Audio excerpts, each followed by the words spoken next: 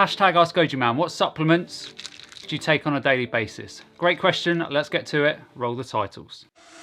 For the record, I'm done trying to make y'all comfortable. For the record, you ain't trying to grow, then it's done for you.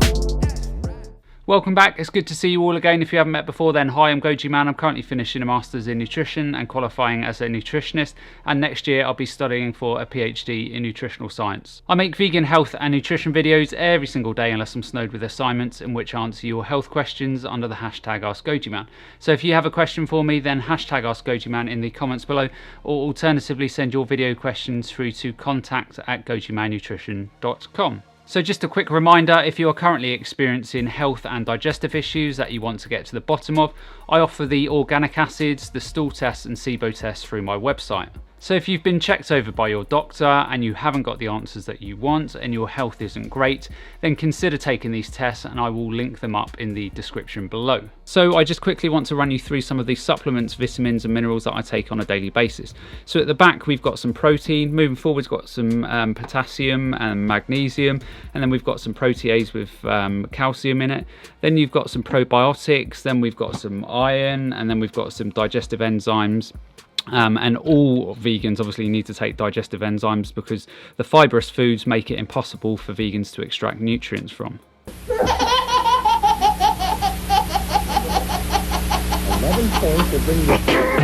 So all jokes aside, the only supplement that I would ever take on a daily basis is B12.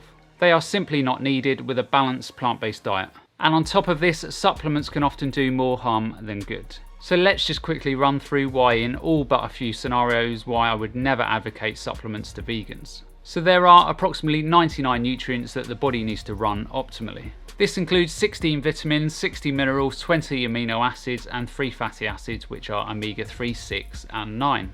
Now obviously not all of these are essential, as the body is able to make many of these nutrients from the foods that you eat. For example, omega-3 and 6 are required through dietary intake and are therefore considered essential, but omega-9 can be made in the body and are therefore considered non-essential. Now there has been a debate for a fair while that because the soils are getting ever more depleted due to overuse and modern agricultural practices, we therefore need to supplement many of these nutrients to avoid deficiency. Now in my honest opinion, I don't buy this for 1 minute. All the research that I've ever seen on foods that have been tested don't show low nutrient concentrations in fruits and vegetables, maybe lower levels of antioxidants here and there, but not nutrients. I would be personally more worried about herbicides and pesticides than I ever would about nutrients in crops. But let's just assume for 1 minute that the food was nutritionally deficient and you were considering supplementing to plug the gap, so to speak. Would I then recommend supplements, or would I simply recommend adding in a few extra portions of fruits and vegetables each day to prevent deficiency? You guessed it, I would always recommend that you get your nutrition from food, and let me explain why. Let's just assume that you wanted to take a vitamin C supplement for whatever reason. The first problem here is that most vitamin C supplements on the market today are synthetic and don't even resemble natural vitamin C.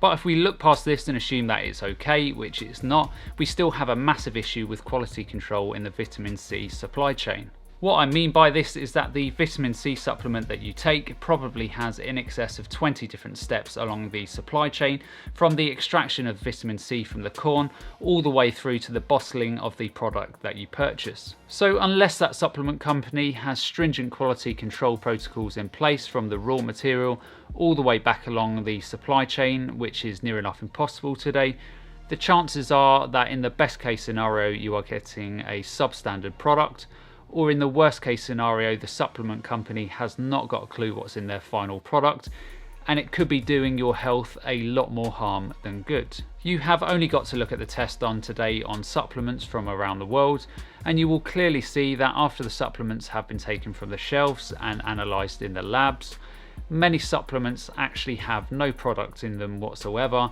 It is literally just fillers in a tablet or capsule. A large proportion of tests also show that often these supplements contain substantially less product than cited on the label. So the label may say 300 mg of potassium, in reality you might be getting 150 mg or even less. It is critical for supplement companies that the raw materials are in their raw natural state. And it is also critical that the supplements are manufactured to top quality control standards and the final product has minimal preservatives and fillers in. And it is also critical that the final supplement product is recognised by the body so that it is easily bioavailable. And if any one of these parameters is missed, then the supplement will simply not be effective in the body. And this is probably the top reason why most studies today show that supplements are not effective at preventing deficiency in disease, and in some cases they can actually do a lot more harm than good. So in my personal humble opinion, the supplement industry needs to be heavily regulated before I would ever even consider recommending supplements to anyone. And given the pathetic regulation of the pharmaceutical industries around the world, and don't get me started, I wouldn't hold my breath for a clean, effective supplement industry anytime soon. Now, there are certain diseases out there where supplement use is literally life and death, and I totally get the necessity here. So for these people and all the others out there who simply choose to take them for whatever reason, you have to do your research on these supplement companies. Please, please, please email these companies and see what quality control policies they have in place and how many steps they have in their supply chains. Also, find out the materials that they are using in the manufacturing process and how they are testing for the effectiveness of their products in the body.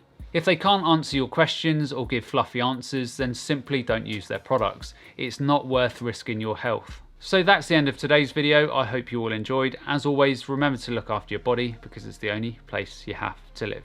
And I'll see you next time.